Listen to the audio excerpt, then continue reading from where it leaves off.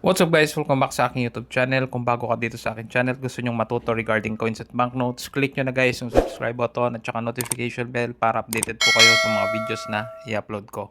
So ngayon guys, i-share ko lang sa inyo ng mabilisan itong ilalabas po na commemorative banknote tsaka coin po, which is para sa 125th anniversary ng Philippine Supreme Court.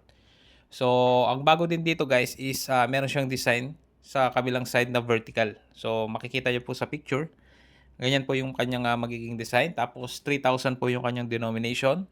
At the same time guys, meron din siyang coin. No? Meron din coin na kasama which is 125 nga po. Tapos, gawa po siya sa, sa Nordic Gold. So, pag sinabi pong Nordic Gold, ano po siya, no? Iba't ibang klaseng metals po na pinaghalo-halo. Pero hindi siya ano talaga gold guys, no? So Nordic gold lang po yung tawag.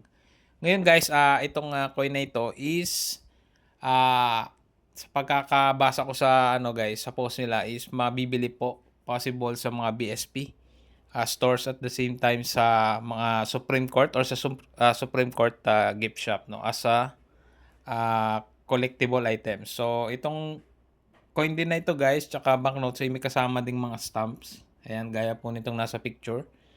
Ayan. So, kung gusto niyo pong mag-avail, pwede niyo pong i-check possibly yung website or Facebook page ng Supreme Court. At the same time, kung malapit po kayo sa area, sa Manila, kung pwede niyo pong puntahan yung mismong Supreme Court, gift shop po nila. So, check nyo na lang po kasi for sure, ito possible po na maubusan or ma-out of stock agad. Kasi syempre, collectible item po ito. And marami din for sure na mga collector po yung maghahanap or bibili po nito. So, yun lang guys para sa video na ito. Muli, maraming salamat sa panonood.